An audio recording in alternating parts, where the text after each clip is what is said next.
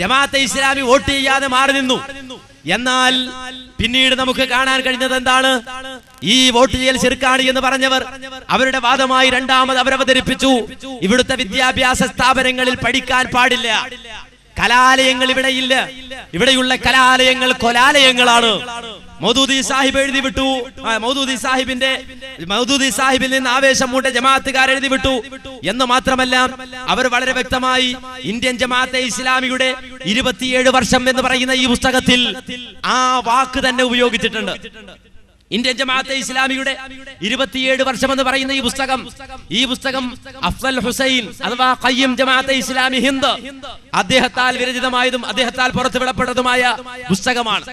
ഈ പുസ്തകത്തിന്റെ പ്രത്യേകതയായി ഇതിന്റെ 1-ാമത്തെ പേജിൽ തന്നെ പറയുന്നത്, ബഹുമാന്യരായ ജമാഅത്ത് അംഗങ്ങളോട്, ബഹുമാന്യ സഹോദരങ്ങളെ, അസ്സലാമു അലൈക്കും വറഹ്മത്തുള്ളാഹി വബറകാതുഹു.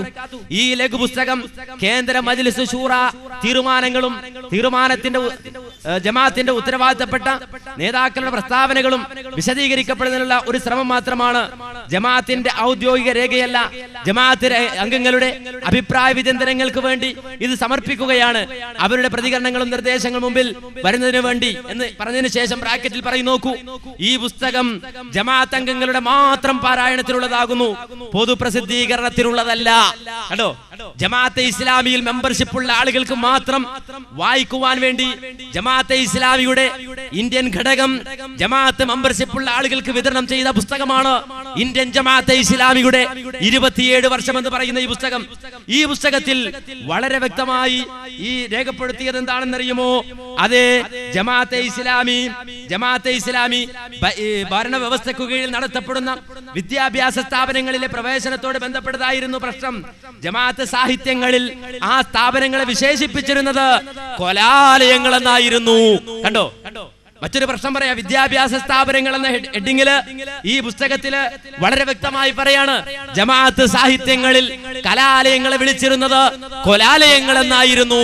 കേട്ടോ, അപ്പൊ സ്കൂളിൽ പോകാൻ പാടില്ല, വിദ്യാഭ്യാസ സ്ഥാപനങ്ങള് അവിടെ പോയി പഠിക്കാൻ പാടില്ല. കാര്യം, അനിസ്ലാമിക ഭരണകൂടത്തിന്റെ കീഴിൽ പഠിപ്പിക്കപ്പെടുന്ന, അവരാൽ നിർണയിക്കപ്പെടുന്ന സിലബസ്, ആ സിലബസ് ഒരു മുസ്ലിമിനെ സംബന്ധിച്ചിടത്തോളം സ്വീകരിക്കാൻ പറ്റില്ല. കലാലയങ്ങൾ കൊലാലയങ്ങളാണ്.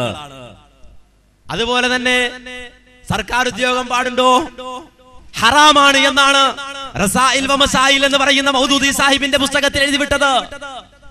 റസായിൽ വ മസായിൽ എന്ന് പറയുന്ന മൗദൂദി സാഹിബിന്റെ പുസ്തകത്തിൽ സർക്കാർ ഉദ്യോഗം ഹറാമാണ് എന്ന് എഴുതിവിട്ടു.